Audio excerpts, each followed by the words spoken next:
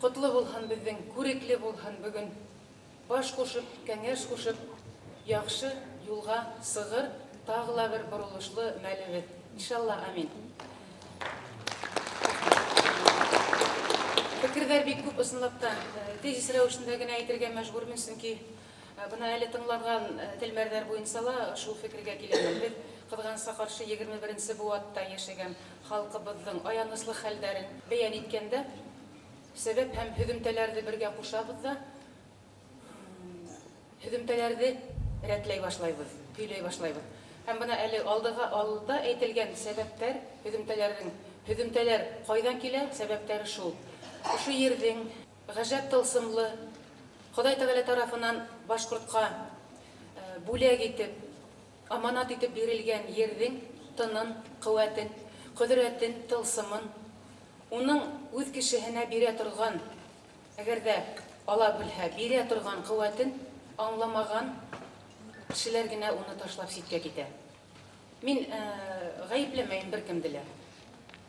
Унан һуң ошо ердең тынын, йырын, курайын, йолаһын, ата-бабаларның шәҗәрәләрдә әйтелгән акылын аңламаган, аңларга теләмәгән вакытыла булмаган кешеләр бына шул төрле җинаятьсел, Аллаһтан зур булып үзенең гомерен үҙү һәм башка кызганычлы хәлләргә килә. Бу кайһы бер сәбәпләрен генә әйтәм.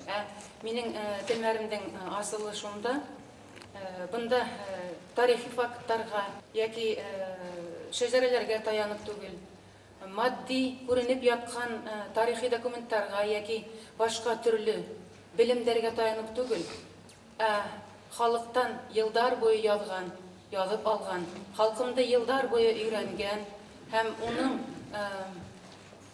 мөмкинлекләрен өйрәнергә тырышкан кеше буларак, галимә буларак әйтәмен. Әйтелмәй торган сүзләр, ягъни милләттең асылы. Милләттең асылы нимәлә ул? Һәм ул нимә менән яшәй? Нисек уны коткарырга мөмкин?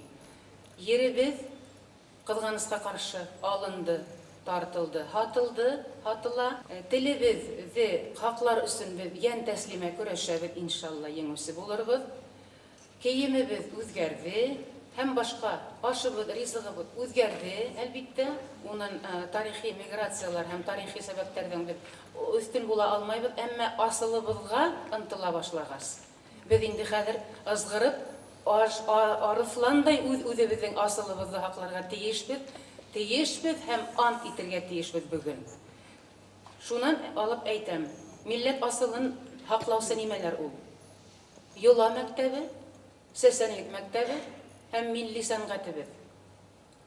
Йолага инә безнең телебездә, динебездә, киемебездә, ашыбызда, бер-беребез менән һөйләшә белүебездә, мөгамәлә итә белүебездә һәм ысынлап та бына йолаларда өйрәнгәндә шуга шаһид булам. Бар ыруларның да үз сифаттары бар. Әмма мең ыру вәкилләре сабыр холыклы, итәгатьле, тәрән фикерле, хуш йөрәкле кешеләр. Үз ере, үз теле өчен фидакар хезмәт итәргә әзер кешеләр һәм бер касанда мин шуны эшләнем дип күкрәген какмай һәм күкрәге лә күгәрмәй. Бына ошондай асыл заттарга мин бүген илем, ерем, һавым дип яратып килгән заттарга меңлеләремә мең күп сәламемне яңынан күндерәм. Балаларны мең ырыу һылыу икәнен белеп торгандар. Бына ошо булган башкорт кызына сөннәт. Галәмәт зур йола ул. Калгандарын әйтеп үтмәйм, чөнки безнең якта Миңлегали, Миңлесәрвәр һәм башка исемләр бик күп. Никах туе, карга туе, кәкүк сәйдәре, һабан туйлар дип йоланы шул тиклем сикләнек, үз йолаһынан айырһаң, уның менән идара итү һәм уны ысынлап та башка халыктар менән бутап, уны бер төрле маңкортка әйләндерү бик еңел. Һәм без шуга китеп барабыз.